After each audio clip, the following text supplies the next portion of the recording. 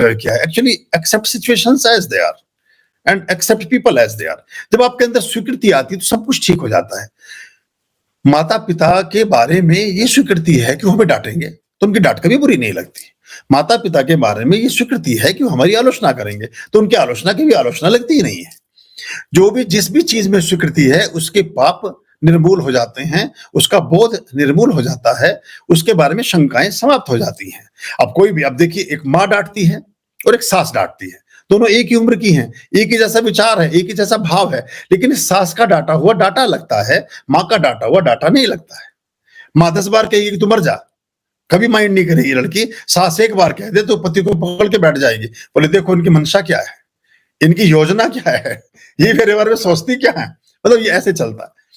तो ये हम चूंकि स्वीकार नहीं है, तो अगर स्वीकार है तो जीवन में कुछ भी ऐसा नहीं है जो आपको दुख दे सकता हो। तो अगर दुख का भी स्वीकार है तो उसमें से भी सुख प्रतीत होने लगता है। दर्द का हद से बढ़ना है दवा हो जाना। अगर दर्द को अब एंजॉय करने लगे, बहुत बढ़िया भाई, अभी कमर में उठा, बहुत अरे यार कंधे तक आ जाता तो क्या बात थी, फिर कंधे में भी हुआ, बोले बहुत अच्छा, थोड़ा इधर को लेटेंगे वजन दे करके, पिंडली जरा अच्छी मुस्कुरा रही है, इनमें भी जरा सी लहर उठ जाती तो क्या बात थी। तो वो भी आप फिर उसका भी मजा लेते हैं, एंजॉय करते हैं उसको भी। और आप ऐसे ही जीवन के लिए बने हैं, आप आनंद धर्मी हैं, आप उत्सव धर्मिता में हैं। उत्सव आमार जाति आनंद आमार गोत्र, हसीबा खेलीबा धरीबा ध्यानम।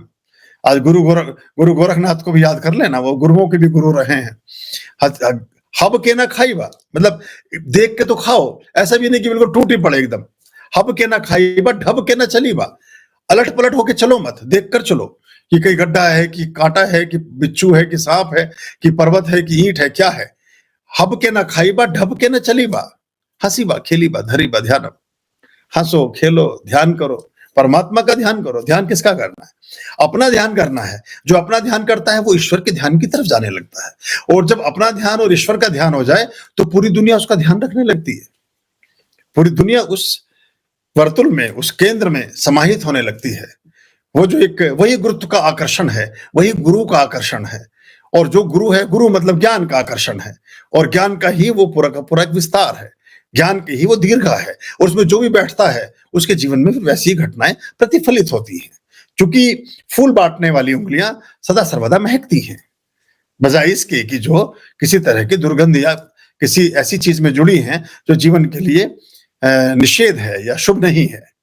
आपका जीवन सुगंधित हो, सुवासित हो, समृद्धिपूर्ण हो, आरोग्यपूर्ण हो, प्रसन्नतापूर्ण हो। हंसते रहिए, खेलते रहिए, मुस्कुराते रहिए।